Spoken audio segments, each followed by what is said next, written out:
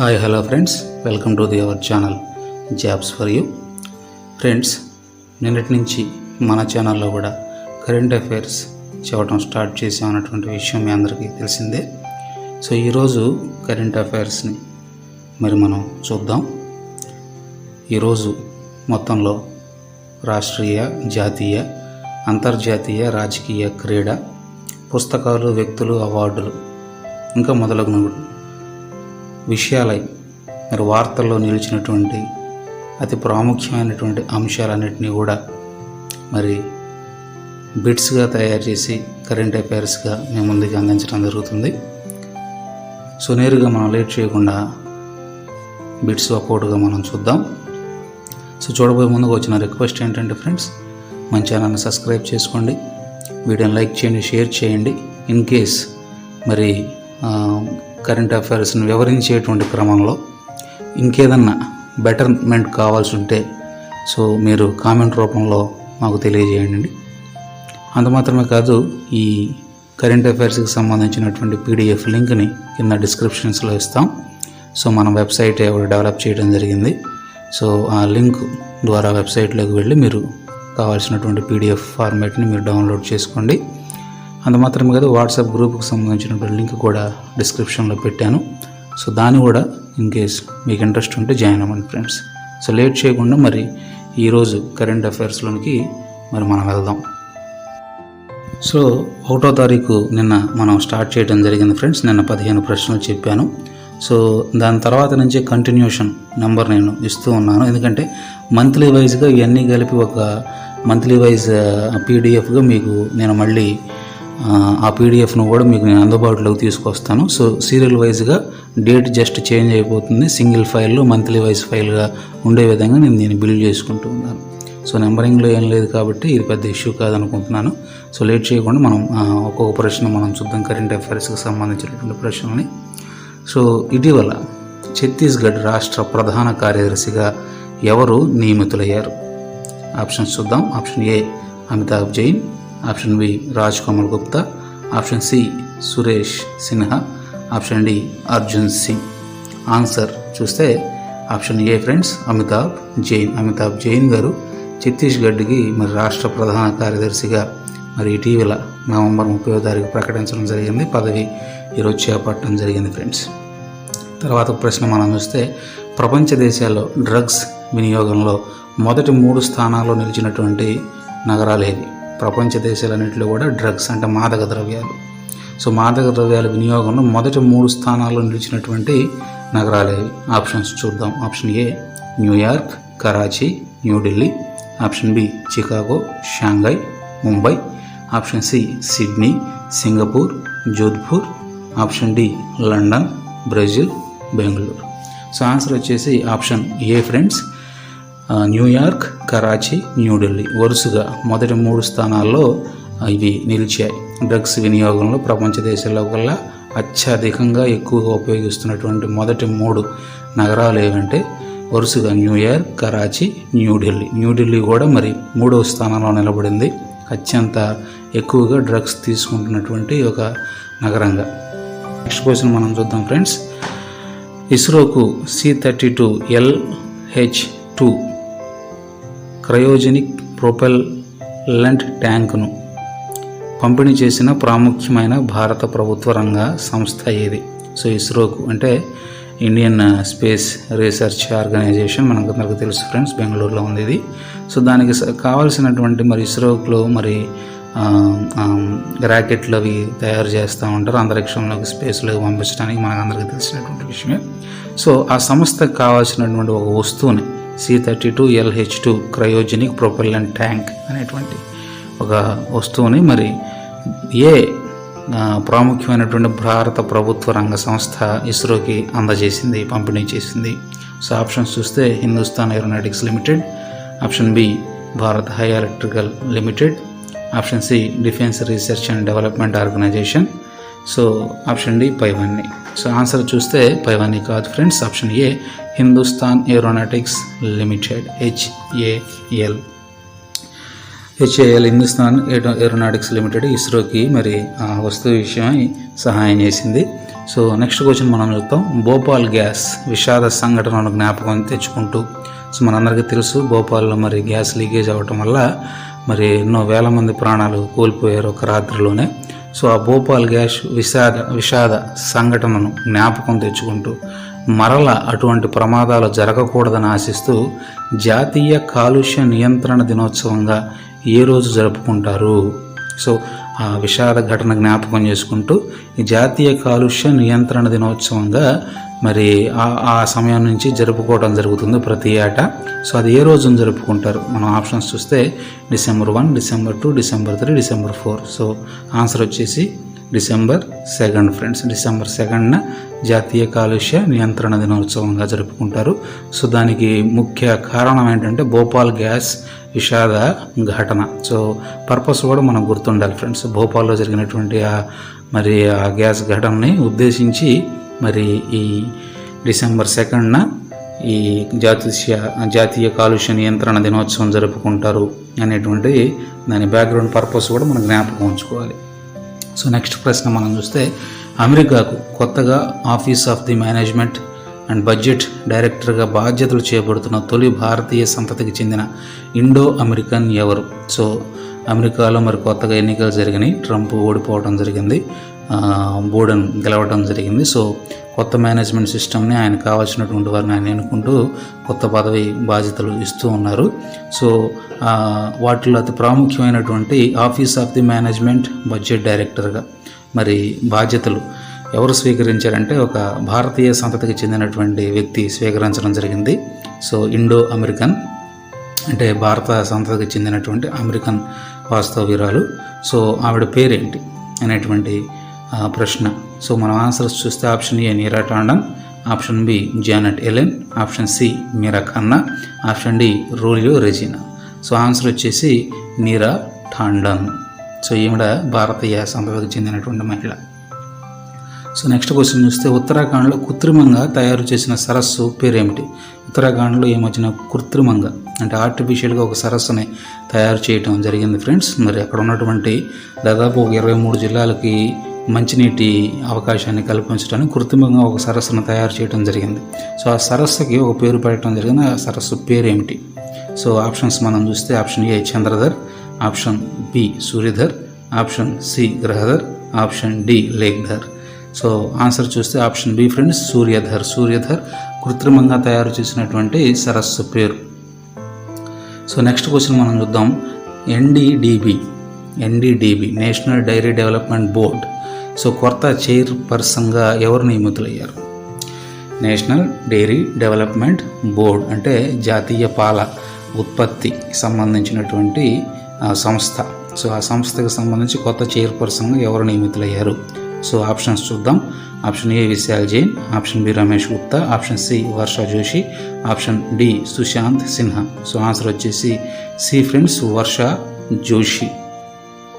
So next ప్రశ్న చూస్తే, BrahMos super sonic క్రూయిడ్ క్షిపణి యొక్క యాంటీ షిప్ వెర్షన్ను భారతదేశంలో ఏ సైన్య విభాగానికి చెందినటువంటి వారు అండమాన్ నికోబార్లో దాన్ని పరీక్షించారు? బ్రహ్మోస్ సూపర్ సోనిక్ క్రూయిడ్ క్షిపణి యొక్క యాంటీ షిప్ వెర్షన్. సో ఇది భారతదేశంలోని ఏ సైన్య విభాగానికి చెందినటువంటి వారు అంటే భారతదేశంలో త్రిదళం ఉంది మనకు తెలుసు కదా. ఇక్కడ ఆప్షన్స్లో కూడా మనం చూస్తే Indian army, Indian navy, Indian air force. ఇది భారతదేశానికి చెందినటువంటి త్రిదళాలకి మరి ఇవ్వబడినటువంటి పేర్లు. సో ఈ త్రిదళంలో ఒక విభాగమే మరి దానికి బాధ్యత వహించింది, అండమాన్ నికోబార్లో పరీక్షించడం జరిగింది. సో ఆ విభాగం, ఆ సైన్య విభాగం పేరేంటి? సో ఆన్సర్ చూస్తే ఆప్షన్ బి ఫ్రెండ్స్ అంటే ఇండియన్ నేవీ అండమాన్ నికోబార్లో పరీక్షించింది. సముద్రంలో అండమాన్ నికోబార్ దీవులు సముద్రంలో ఈ క్షిపణి గురించి పరీక్షించడం జరిగింది ఫ్రెండ్స్. సో నెక్స్ట్ క్వశ్చన్ చూస్తే, పాకిస్తాన్ అక్రమంగా ఆక్రమించుకున్నటువంటి భారత్ భూభాగమైన గిల్గిత్ బాల్టిస్తాన్ కొత్త ముఖ్యమంత్రి ఎవరు? పాకిస్తాన్ మరి జమ్మూ కాశ్మీర్ ప్రాంతంలో బాగా ఉద్రిక్తత నడుస్తున్నటువంటి విషయం మనం చాలా కాలం నుంచి వింటూనే ఉన్నాం. సో అందులో కొంత భాగమైనటువంటి గిల్గిత్ బాల్టిస్తాన్ అనేటువంటి కొంత ప్రాంతాన్ని అది అక్రమంగా ఆక్రమించుకుంది. భారత్ అడ్డుకట్ట వేస్తున్నప్పటికీ కూడా అది మాదే అని చెప్పి తనంత తానే ప్రకటించుకొని అక్రమంగా ఆక్రమించుకొని మరి ఆ ప్రాంతానికి ఒక ముఖ్యమంత్రిని కూడా ఏర్పాటు చేసుకోవడం జరిగింది. సో ముఖ్యమంత్రి పేరేమిటి? సో మనం చూస్తే ఆప్షన్స్ చూస్తే Khalid Khurshid, option B Lahot Shayyu, option C Karim ఏ Rajsha, option D Alab Rashid. So answer వచ్చేసి ఆప్షన్ ఏ ఫ్రెండ్స్, త్రేహిక్ ఈ ఇన్సాఫ్ పార్టీ నేత అయినటువంటి ఖాలిద్ ఖుర్షీద్ గారు మరి ఆ ప్రాంతానికి కొత్త ముఖ్యమంత్రిగా మరి ఎన్నుకోవడం జరిగింది ఆయన్ని. సో నెక్స్ట్ ప్రశ్న చూస్తే ఇటీవల పూర్తయిన 6 మార్గాల కలయిక కలిగిన రహదారి ఎక్కడ నుండి ఎక్కడ వరకు ఉంది? సో 6 మార్గాల కలయిక ఫ్రెండ్స్, మామూలుగా మనం చూస్తే ఒక జంక్షన్కి 3 మ్యాక్సిమం 4 వేస్ ఉంటాయి, 4 దిక్కుల నుంచి 4 వేస్ ఉంటాయి. అయితే ఈ కొత్తగా ఏర్పరిచినటువంటి ఇటీవల పూర్తయినటువంటి రహదారికి 5 మార్గాల కలయిక ఉందన్నమాట. 5 మార్గాలు, 5 హైవేలని ఈ రోడ్డు, కొత్తగా వేసినటువంటి రోడ్డు కలుపుతుంది 5 హైవేస్ని. సో 6 హైవేస్ని, 6 హైవేస్ ఫ్రెండ్స్, మిస్టేక్ చదివినట్లుగా 6 మార్గాలని ఈ రహదారిలో ఇది కలుపుతుంది అనమాట. సో ఈ రహదారి ఎక్కడి నుండి ఎక్కడికి ఉంది? సో ఆన్సర్ చూస్తే Varanasi to Allahabad, Varanasi to Ludhiana, and option C వచ్చేసి Allahabad and Ahmedabad, option D Allahabad and New Delhi. So answer వచ్చేసి option A friends, Varanasi to Allahabad. So Varanasi to Allahabad మరి ఇంచుమించు 73 కిలోమీటర్ల దూరంలో ఈ 6 మార్గాల కలయికనం కలిగినటువంటి రహదారిని కేంద్ర ప్రభుత్వం నిర్మించడం జరిగింది ఫ్రెండ్స్. సో ప్రపంచ కంప్యూటర్ అక్షరాస్యత దినంగా ఏ రోజున జరుపుకుంటారు? నెక్స్ట్ ప్రశ్న, ప్రపంచ కంప్యూటర్ అక్షరాస్యత దినముగా ఏ రోజున జరుపుకుంటారు? సో ఆన్సర్ వచ్చేసి ఆప్షన్ డి ఫ్రెండ్స్, డిసెంబర్ 2 ఈ రోజునే ప్రపంచ కంప్యూటర్ అక్షరాస్యత దినముగా జరుపుకుంటారు. అంటే ఈరోజే అక్షరాభ్యాసం జరిగినట్లుగా అన్నమాట. డిసెంబర్ 2 కంప్యూటర్ అక్షరాస్యత దినంగా జ్ఞాపకం చేసుకుంటారు.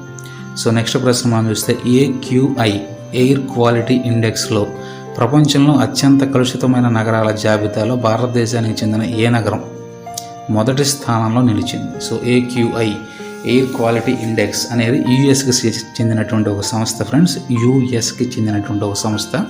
సో అది ఒక జాబితాను రిలీజ్ చేసింది. ప్రపంచంలో అత్యధిక కలుషిత ప్రాంతాలను గురించినటువంటి ఒక జాబితా అది రిలీజ్ చేయడం జరిగింది.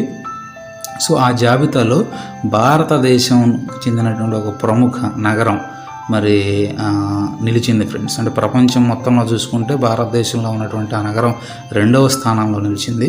అయితే భారతదేశంలో ఉన్నటువంటి ఇది మనం భారతదేశంలో ఉన్నటువంటి నగరాల లెక్క చూసుకుంటే ఇది మొదటి స్థానంగా నిలిచింది. కాబట్టి భారతదేశానికి చెందిన ఏ నగరం మొదటి స్థానంలో నిలిచింది అంటే ఆప్షన్స్ చూస్తే న్యూఢిల్లీ, కోల్కతా, ముంబై, బెంగళూరు. సో ఆన్సర్ వచ్చేసి ఫ్రెండ్స్ డి అని పడింది.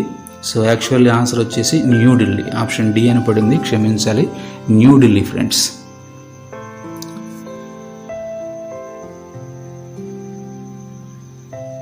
సో నెక్స్ట్ ప్రశ్న చూద్దాం. అంతర్జాతీయ బానిసత్వ నిర్మూలన దినం ఎప్పుడు? సో అంతర్జాతీయంగా బానిసత్వాన్ని నిర్మూలించాలని చెప్పి ఒక రోజుని దాని గురించినటువంటి జ్ఞాపకం చేసుకోవటం మరి జరుగుతూ ఉంది. సో ఆ రోజు ఇప్పుడు అంతర్జాతీయంగా బానిసత్వ నిర్మూలన దినం లేదా దినోత్సవం ఎప్పుడు చూసుకుంటే option A December 1, option B December 3, option C December 4, option D December 2. So answer వచ్చేసి డి ఫ్రెండ్స్, డిసెంబర్ 2. సో ఈరోజే అంతర్జాతీయ బానిసత్వ నిర్మూలన దినోత్సవం. సో ఏ రోజుకి సంబంధించినటువంటి ఆ రోజు కొన్ని ప్రాముఖ్యతలు ఉన్నాయి. నిన్న కూడా డిసెంబర్ 1కి సంబంధించి ఉన్నటువంటి ప్రాముఖ్యతలు మీకు నేను తెలియజేయడం జరిగింది. సో డిసెంబర్ 2 కూడా కొన్ని ప్రాముఖ్యతలు ఉన్నాయి. ఇవి మెయిన్గా మనం గుర్తుపెట్టుకోవాలి ఫ్రెండ్స్. నెక్స్ట్ ప్రశ్న చూస్తే IEEE అనగా Institute of Electrical and Electronic Engineers నుండి మైల్ స్టోన్ సౌకర్యం పొందిన భారత అబ్జర్వేటరీ ఎక్కడుంది? సో మన ఆప్షన్స్ చూస్తే Kodaikanal solar observatory Tamil Nadu, option B joint metrowave radio telescopy observatory Maharashtra, option C Indian astronomical observatory Hanle. So option D వచ్చేసి పైవేవి కావు. సో ఆన్సర్ వచ్చేసి option B joint metrowave radio telescope observatory. ఇది మహారాష్ట్రలో ఉన్నటువంటి పూణే నగరంలో ఉంది ఫ్రెండ్స్ ఇది. సో నెక్స్ట్ ప్రశ్న మనం చూస్తే dictionary.com అదేవిధంగా మెరియం వెబ్స్టర్ సంయుక్తంగా dictionary.com మెరియం వెబ్స్టర్ సంయుక్తంగా ప్రకటించిన వర్డ్ ఆఫ్ ది ఇయర్ అనే పదము ఏంటి? సో వర్డ్ ఆఫ్ ది ఇయర్గా ప్రతి సంవత్సరం కూడా ఒక పదాన్ని ప్రకటించడం జరుగుతుంది. అంటే ప్రపంచంలో ఎక్కువ మంది ఏ పదం గురించి వెతికారు, లేదా ఏ పదం గురించి సెర్చ్ చేశారు, ఏ పదం గురించి మాట్లాడుకున్నారు, ఇట్లా పలు విధాలుగా ఆలోచించి సో ఎక్కువ ఏ పదం మరి వాడుకలో ఉన్నదో ఆ పదాన్ని మరి ఇవి ప్రకటిస్తూ ఉంటాయి. సో ఈ సంవత్సరానికి గాను dictionary.com, మెరియం వెబ్స్టర్ వారు రీసెర్చ్ చేసి సంయుక్తంగా ప్రకటించినటువంటి పదం ఏంటి అని మనం ఆప్షన్స్ చూసుకుంటే option A pandemic, option B corona, option C lockdown, option D virus. So ఇవన్నీ కూడా మనం చూస్తే ఈ ఇయర్ చాలా ఎక్కువ ప్రాముఖ్యంగా మరి వినపడినటువంటి పేర్లే. మనం చూస్తే మరి కన్ఫ్యూజ్ కూడా అవుతూ ఉంటాం, అన్నీ కూడా ఇంపార్టెంట్గా వినపడినటువంటి పేర్లే కాబట్టి. అయితే వీటన్నిటిలో కూడా అధిక స్థానంలో మరి వాడుకలో నిలిచినటువంటి పేరు option A friends, pandemic. So word of the year అనేటువంటి పదం మరి 2020 word of the year word ఏంటి అని చెప్పేసి ప్రశ్న అడుగుతారు. సో ఆన్సర్ వచ్చి పాండమిక్. పాండమిక్ అంటే వ్యాధి అని అర్థం. సో ఇవి ఫ్రెండ్స్ ఈరోజు కరెంట్ అఫైర్స్, చాలా ఇంపార్టెంట్ బిట్స్ ఫ్రెండ్స్. సో దీనికి సంబంధించినటువంటి లింక్ నేను డిస్క్రిప్షన్లో ప్రొవైడ్ చేస్తాను, మీరు డౌన్లోడ్ చేసుకోండి. సో వీక్లీ వైజ్గా, మంత్లీ వైజ్ కూడా నేను సపరేట్గా లింక్స్ నేను అప్లోడ్ చేస్తాను వెబ్సైట్లో. సో అవకాశం ఉన్నటువంటి వాళ్ళు డౌన్లోడ్ చేసుకోండి. సో వీడియో నచ్చినట్టయితే లైక్ చేయండి, షేర్ చేయండి ఫ్రెండ్స్.